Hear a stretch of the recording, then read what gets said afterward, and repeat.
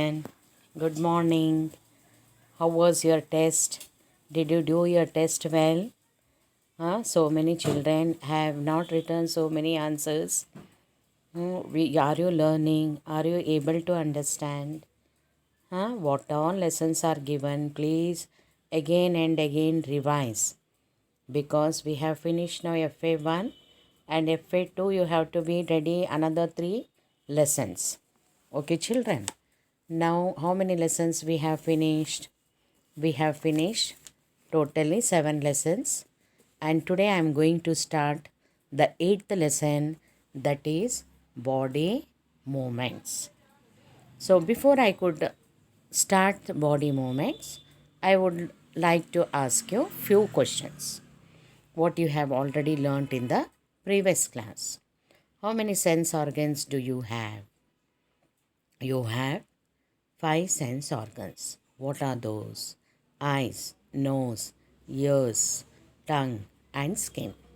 And these 5 organs are very important and they function in our body. What is the function of the eyes? For example, we see with our eyes, we hear with our ears, and we taste with our tongue, and it helps in swallowing the food. The skin protects our body, and the nose helps in breathing. Isn't it? You have learnt in the previous class. Now, observe the movements in your body as you breathe. There are so many movements that help, so many movements that happen in our bodies. For example, when you are writing in your notebook, which part of the body are you moving? Or when you turn and look at your friend. Now, when you are writing in your notebook, which part of the body are you moving? The hand, isn't it? Only the hand is helping us in writing in our notebook. Okay, fine. Now, when you turn and look at your friend, which part of the body is turned? The neck, isn't it? So, different parts of our body move while you remain at the same place.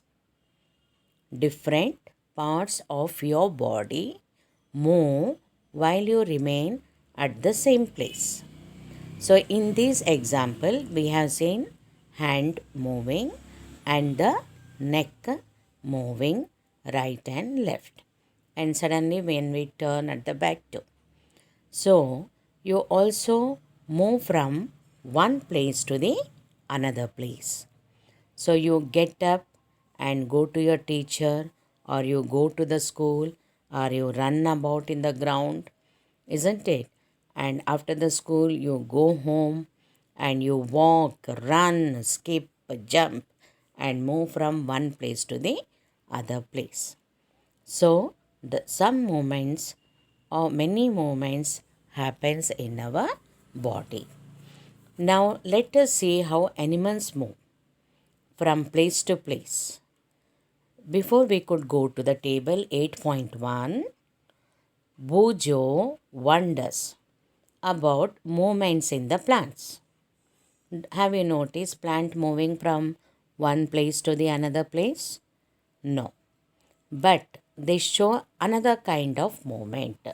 When there is a breeze, you see the leaves, dry leaves falling, the fresh leaves coming up. Isn't it? The branches moving. So these are the some movements in the plants. Now, how do animals move from one place to the another place? Here is a table 8.1. Do you How do animals move from place to place? Cow. Which part of the body is used moving from one place to the another place? Legs. And how does the animal move? The dog walks. Even it sometimes runs. Have you noticed? Sorry, the cow only walks. okay, with the help of the four legs. Now human beings, they have legs. How many legs? Two legs. Whereas cow, how many legs it has? Four legs. And how the human beings walk? They walk and also they run, isn't it? Now snake. Which part of the body is used moving from place to place? The whole body. Now how does it move? It slither. Bird. Which part of the body is help moving? It has wings. And how does it move? It flies. What about the insects? It also has the wings and it also flies. Fish. It has fins where it swims in the water. So in table 8.1, we see walk, run, fly, jump, creep, crawl, slither, and swim. These are only a few of the ways in which animals move from one place to the another place. Why are there so many differences in the way that animals move from one place to the another place? Why is it that many animals walk while a snake slithers or crawls and a fish swims? These are the different body parts of different animals moving from one place to the other place. Now, human body and its movement. Now, let us look closely at the sum of our own movements to begin with before looking at all these varieties of movement in animals. Do you enjoy doing physical exercise at school? When you do the physical exercise, how do you move your hands? You move your hands front, sidewards, upwards, again downwards. So, what about your legs? Legs also moves front, back, again you sit, stand, etc. Isn't it? These are the body movements you move while doing the exercise. Now let us try some of many movements our body is capable of. Now bowl an imaginary ball at an imaginary wicket. How did you move your arm? Did you rotate it at the Did you rotate it at the shoulder in a circular movement while throwing the ball? Did your shoulder also move? Lie down and rotate your leg at the hip and bend your arm at the elbow and the leg at the knee. Stretch your arm sideways. Bend your arm to touch your shoulder with your fingers. So, which part of your arm did you bend? Which part of the arm did you bend? Both the arms. Now, straighten your arm and try to bend it downwards. Are you able to do it? So, try to move the various parts of your body and record their movements in table 8.2. Okay. So these are the movements in our body. There are so many body parts. I will give you 2-3 examples. The remaining part of it you do with the pencil in the textbook is itself in this column. What does this movement in our body tells?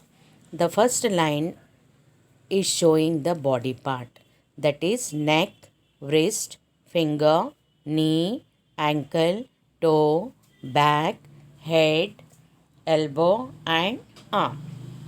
Now first column, whether neck rotates completely. Does it rotates completely? No. whether neck rotates partially or turns. Neck rotates partially. If it is yes, you have to write here S. Does the neck bends? Yes. We bend, no, front. Sometimes we take slightly backwards too. Does it lifts? No. And does not move at all? No. Now wrist. Rotates completely? Yes. It rotates completely. Then rotates partially or turns? When it is rotating completely, here comes no. Does it bend? Yes. Does it lifts? Yes. Does not move at all. So the remaining body parts, that is finger, knee, ankle, toe, back, head, elbow, arm. You have to fill this column in textbook itself with the help of your pencil. Okay, children? Now, why is it that we are able to move a few parts of our body easily in various direction and some only in one direction? Why? Why we are unable to move some parts at all? Now this activity 1. Activity 1.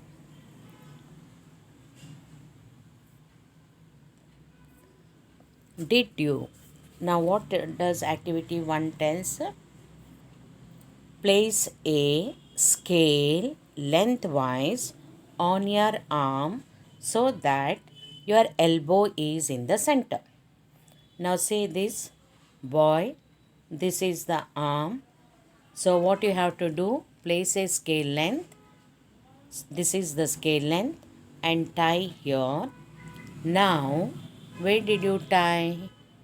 Lengthwise on your arm so that this elbow is in the center.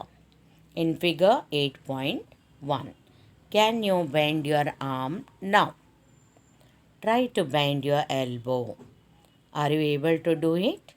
No.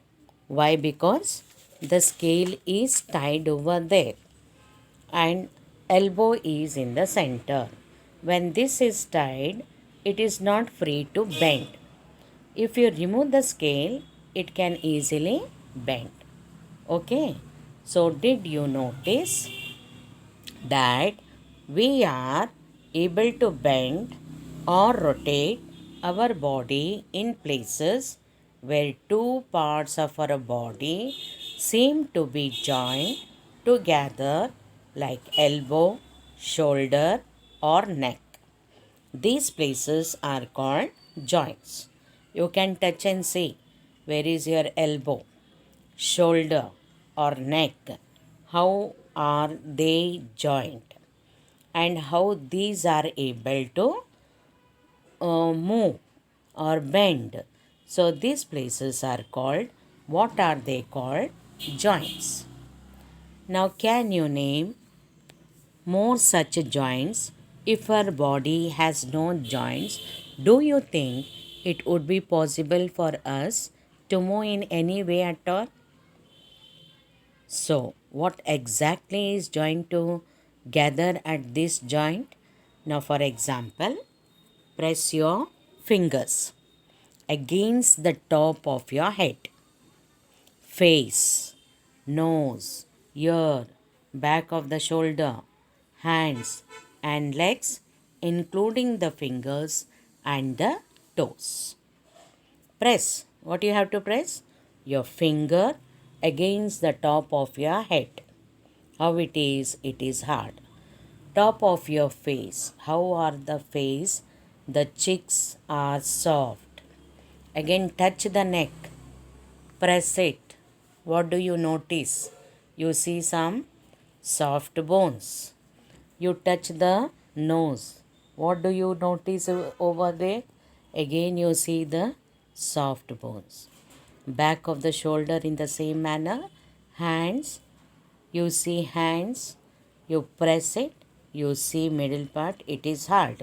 Why? Because joints, bones are there.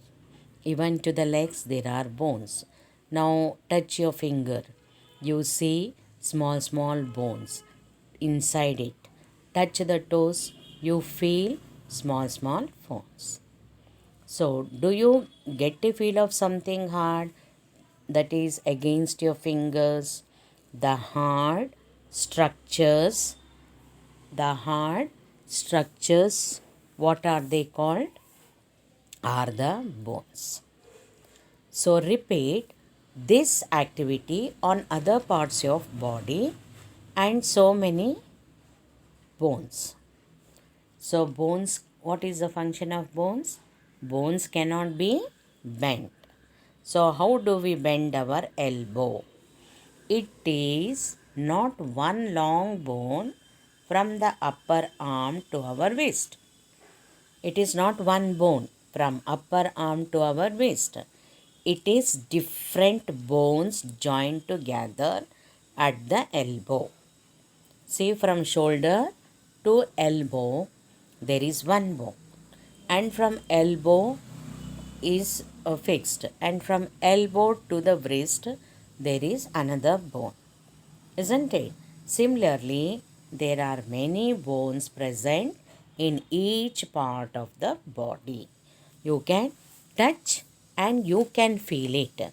When it is hard, you see that there are bones. So we can bend or move our body only at the place, those points where bones meet. So we can bend or move our body only at those points where bones meet. Okay. Now based on this, there are different types of joints in our body to help us carry out different movements and activities. So we can bend or move our body only at those points where bones meet. There are different types of joints in our body to help us carry out different movements and activities. So let us learn about some of them. There are 4 kinds of joints. How many kinds of joints are there? There are 4 kinds of joints. The first one is ball and socket joint, and the second one is pivot joint, third hinge joint, and the fourth one is fixed joint. So how many types of joints are there? Ball and socket joint, pivotal joint, hinge joint, and fixed joint, and we'll learn one by one. The first one is ball and socket joint. You can see the textbook on page number 68. That is activity 2. What does activity 2 tells? Roll a stripe of paper into a cylinder. Cylinder you have learned in mathematics. What is the shape of it?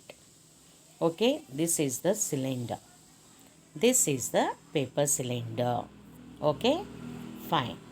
Now make a small hole in an old rubber or plastic ball under supervision and push the paper cylinder into it as shown in figure 8.2.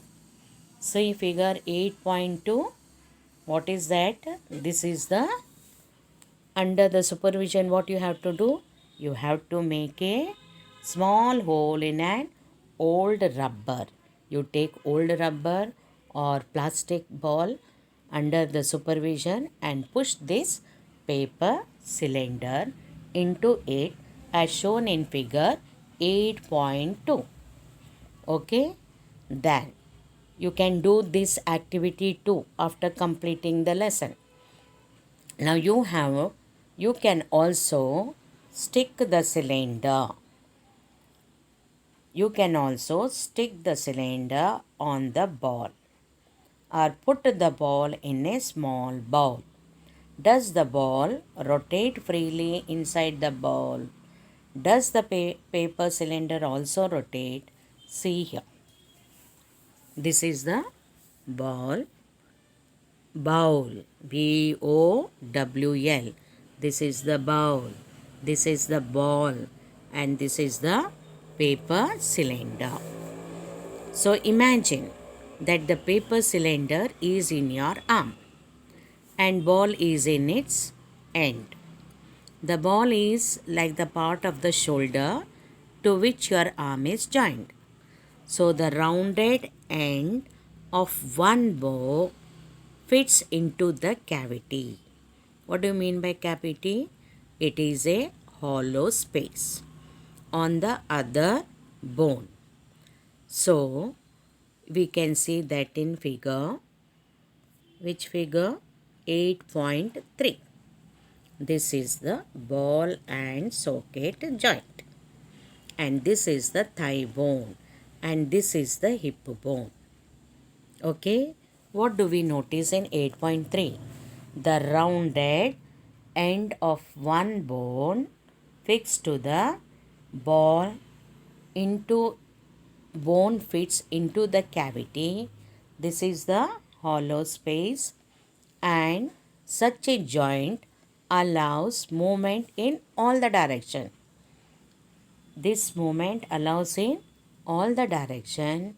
So like this, can you name another such joint? You can think of recollecting the body movement we tried at the beginning of this section. So this is ball and socket joint. So after fixing paper cylinder to the ball and ball to the ball, making a ball and socket joint. So what did you notice? Imagine that the paper cylinder is in your arm and the ball is it end.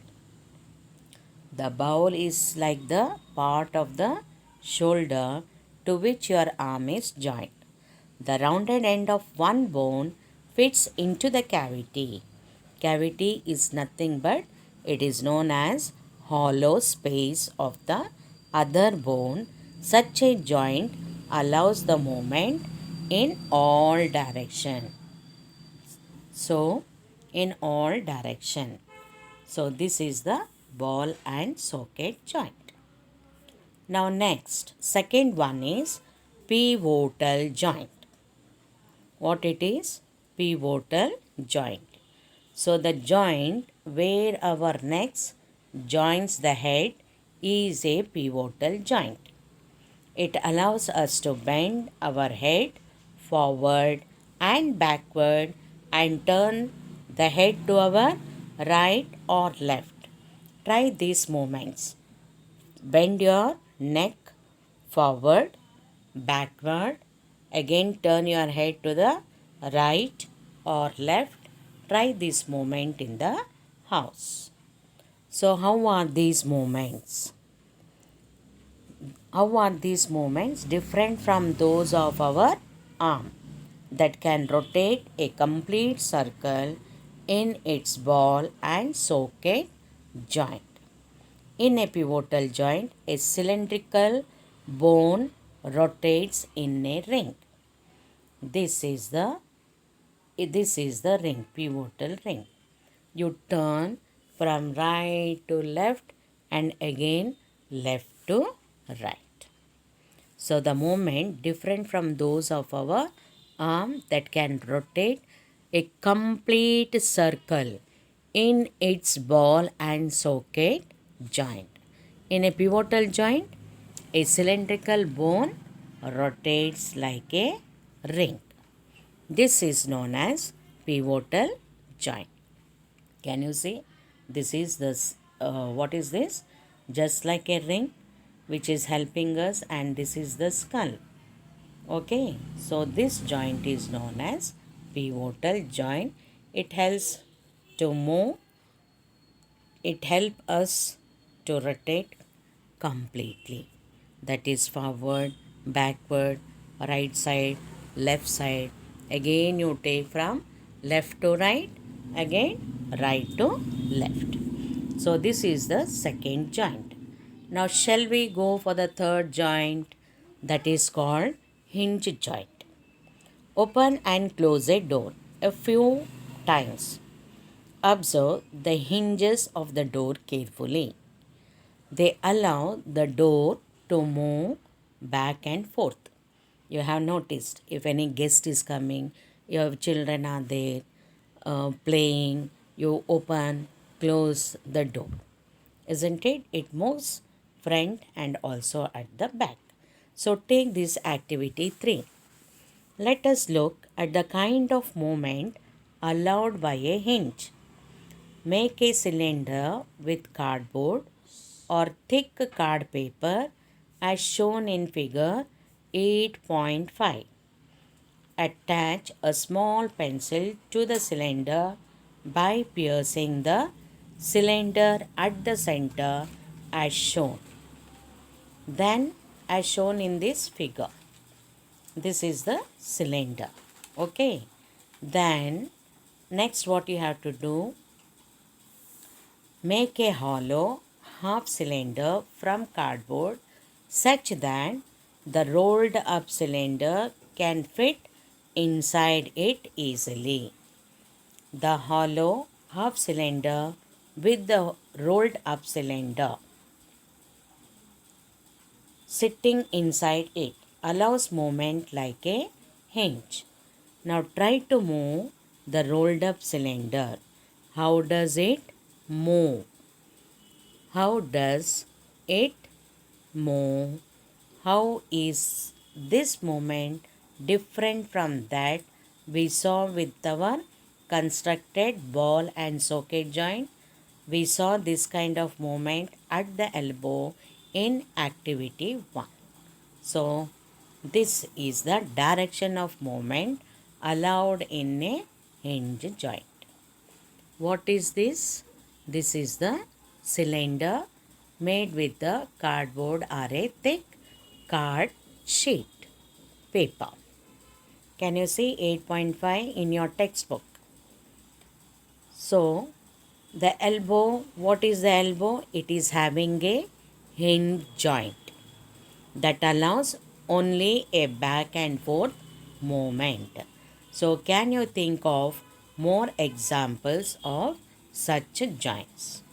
Okay, children, this is the hinge joint of the knee. The knee, have you seen? You can touch and you can feel. It moves forward and it moves backward. Isn't it? So, we have seen in activity 1 what we have constructed in figure 8.4 is different from a hinge.